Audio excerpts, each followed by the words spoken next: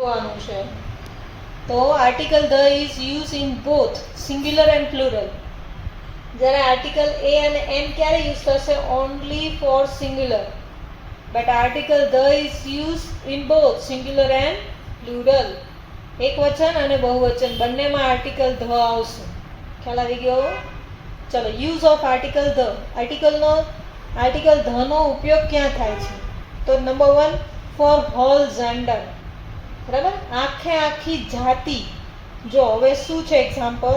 The cow is a Holi animal. બરાબર, કે ગાય જે છે એ પવિત્ર પ્રાણી છે. હોલી એટલે પવિત્ર, એનિમલ એટલે પ્રાણી.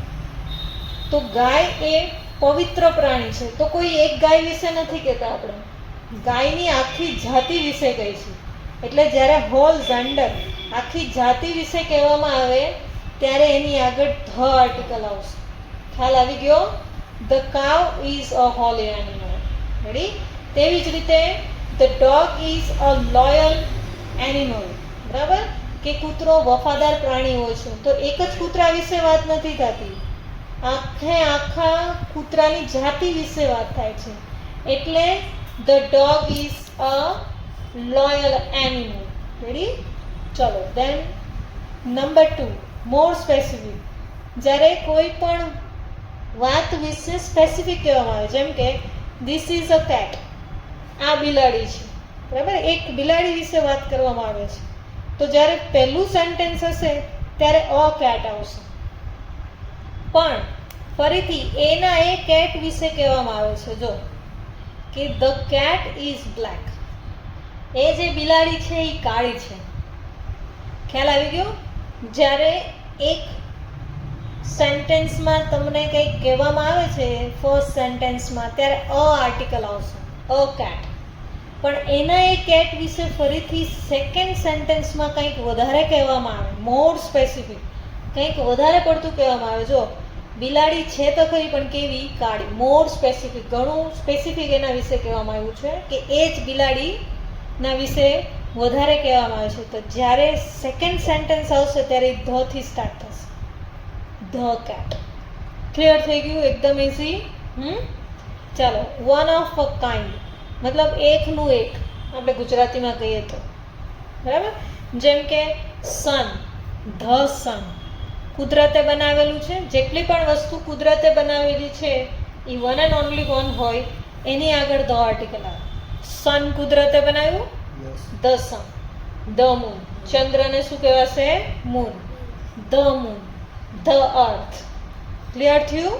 તો આ બધાની સાથે શું આવશે? Article the. પછી આવે છે માઉન્ટેન એન્ડ રિવર, યાની કે પર્વતો હોય અથવા નદીઓ હોય એના નામની આગળ પણ શું આવશે? The article. The Himalaya, the Ganga, the Nile, the mount Everest. Ready? જેટલા પણ પહાડો છે, જેટલી પણ નદીઓ છે, રિવર છે, એ બધા એની આગળ ધ આર્ટિકલ આવશે.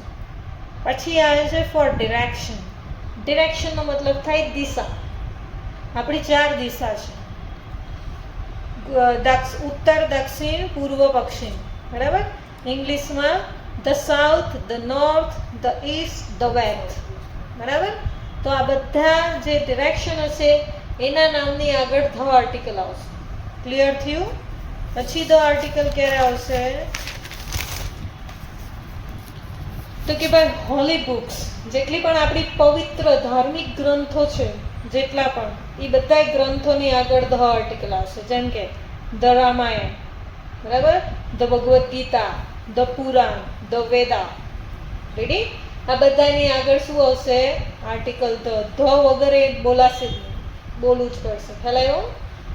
Before the name of the newspaper, જેટલા પણ ન્યૂઝપેપર છે એના નામની આગળ ધ આર્ટિકલ આવશે. ક્લિયર થયું? જેમ કે the times of India, the Indian express, જેટલા પણ ન્યૂઝપેપર હોય તેની વાત છે. પછી કન્ટ્રી હેઝ પ્લુરલ નેમ, જેમ કે ઘણી બધી કન્ટ્રીના બહુ બધા નામ હોય, જેમ કે અમેરિકા, USA, યુનાઇટેડ કિંગડમ.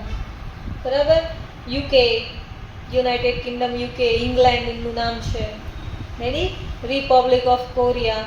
જ્યારે એના આવા ટાઈપના નામ હોય એની આગળ ધ આર્ટિકલ આવે કે the United state, the United Kingdom, the Republic of Korea.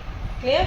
હવે આપણે ધ ઇન્ડિયા નથી લખાતું કેમ કે ઓલ ઓવર વર્લ્ડના એકોર્ડન્સ આપણા દેશનું નામ એક જ છે ઇન્ડિયા, એને કોઈ બીજા નામથી આપણે બોલાવતા નથી. રેડી? એટલે આ ધ ઇન્ડિયા નહીં આવે. આ બધા જેટલી કન્ટ્રી છે જેના ડબલ નામ છે અથવા તો કિંગડમ, સ્ટેટ, રિપબ્લિક આવું બધું નામ લખેલું આવે એની આગળ જ ધ આર્ટિકલ આવશે. ક્યારે? કન્ટ્રીના નામને એવું. સમજ પડી ગઈ? ક્લિયર થયું? Yes. So this all about the article. Ready?